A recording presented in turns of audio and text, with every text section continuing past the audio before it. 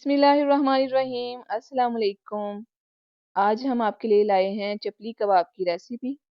चपली कबाब तो हम खाते हैं, लेकिन इन्हें चपली कबाब क्यों कहा जाता है?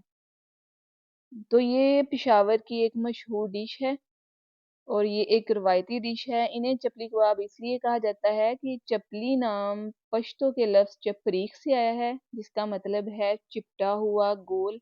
तो इस कबाब की शक्ल गोल और चपटी सी होती है, इसलिए इन्हें चपली कबाब कहा जाता है। इसे बीफ से बनाया जाता है और मेन चीज़ इसमें सबसे है वो टमाटर होते हैं। यूँ कह लें कि टमाटर के बगैर चपली कबाब बनते नहीं। चलिए रेसिपी बनाना शुरू करते हैं। तो सबसे पहले हम 1 किलो प्याज लेंगे और उनको हम चॉपर में डाल के अच्छी तरह से चॉप कर लेंगे। प्याज का पानी अच्छी तरह से हम निचोड़ लेंगे। आप इसको चाहें तो मलमल के कपड़े में डाल के निचोड़ लें या फिर हाथों की मदद से निचोड़ लें। आज हम 1 किलो बीफ से बनाएंगे कबाब। ये कबाब सिर्फ बीफ से ही बनाए जाते हैं, यानी बड़े गोश्त के कीमे से ही बनाए जाते हैं। और 1 किलो हमने कीमा लिया है बड़े गोश्त का, और उसमें 1 किलो ही प्याज जाएंगे। प्याज को जो हमने ये चॉप किए थे, इनका सबका पानी अच्छी तरह से निचोड़ लेंगे। इसमें पानी नहीं रहना चाहिए, ये बिल्कुल खुश्क होने चाहिए।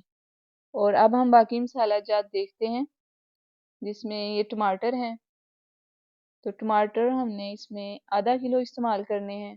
टमाटर के बीज आप साइड पे कर दें, निकाल दें, और इस तरह जैसे मैं कटिंग करना दिखा रही हूँ, इनको कट्स लगा के छोटे छोटे टुकड़ों में काट लें।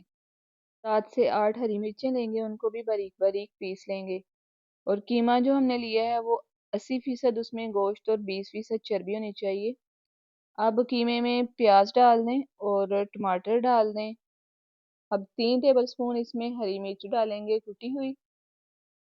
2 टेबलस्पून इसमें अदरक लहसुन का पेस्ट डाल देंगे और 1 कप बेसन डालें, जिसे मैंने भून लिया था।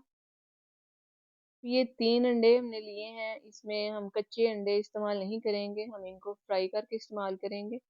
अंडों को आप अच्छी तरह से फेंट लें और एक फ्राई पैन में थोड़ा सा घी डालें और इसमें अंडे डाल के अंडों को फ्राई कर लें। फ्राई करने के बाद हम इसको कीमे में ऐड करेंगे, क्योंकि हम इसमें कच्चा अंडा इस्तेमाल नहीं कर रहे। और अब 2 चम्मच पिसा हुआ ज़ीरा, 2 टेबलस्पून पिसा हुआ खुश्क धनिया, 2 टेबलस्पून अनारदाना, हाफ टेबल स्पून हल्दी, 2 टेबलस्पून कुटी हुई लाल मिर्च, हाफ टी स्पून पिसी हुई काली मिर्च, और 2 टेबलस्पून इसमें नमक डालेंगे। और जो अंडा फ्राई किया हुआ था वो भी इसमें ऐड करें। और 1/4 टीस्पून यानी 1 चुटकी इसमें मीठा सोडा डालेंगे। और अब इन सारी चीज़ों को अच्छी तरह से हम मिक्स कर देंगे। मिक्स करते हुए आपने ये ख्याल रखना है कि इसको आपने बहुत अच्छी तरह से मिक्स करना है, ताकि ये मसाला एक पेस्ट सा बन जाए। अब हम उसको एक अलग से बाउल में निकाल लेंगे। कबाब बनाने के लिए आपने हाथों को पानी से गीला कर लेना है और इतनी मिकदार में वो पेस्ट ले लेना है, जिससे आपका कबाब एक अच्छा सा तैयार हो जाए, क्योंकि ये थोड़ा सा बड़ा होता है।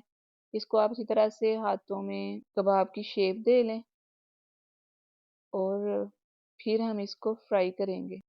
पैन लें, उसमें ऑयल डालें और कबाब इसमें डाल दें और इसको फ्राई करते हैं। फ्राई करने के लिए आपने फ्लेम लो नहीं रखना, मीडियम फ्लेम पे इसको फ्राई करना है।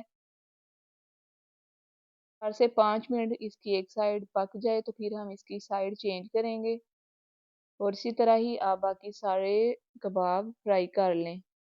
दूसरी साइड से भी इसको 5 मिनट तक पकाएं। और आप मेरी वीडियो कहाँ से देख रहे हैं आपने कमेंट बॉक्स में बताना है, और वीडियो को लाइक भी करना है और अपने फैमिली फ्रेंड्स में शेयर भी करना है। कबाब बहुत मज़ेदार और जूसी बनते हैं। अब हम इनको डिश में निकाल लेंगे। इसे नान या रोटी के साथ खाएं और रायता और चटनियाँ वगैरह और सलाद वगैरह भी इसके साथ सर्व करें। खुद भी खाएं, मेहमानों को भी खिलाएं। और एक कबाब आपको तोड़ के दिखाया जाता है, देखिए अंदर से बहुत अच्छी तरह से ये पक गया है और बहुत जूसी बना है और खाने में बहुत मज़े का है। आप इसके साथ ही मुझे इजाज़त दें, मेरे चैनल को सब्सक्राइब करें। अपना बहुत सा ख्याल रखिएगा। दुआ में याद रखिएगा। इजाज़त चाहती हूँ। अल्लाह हाफ़िज़।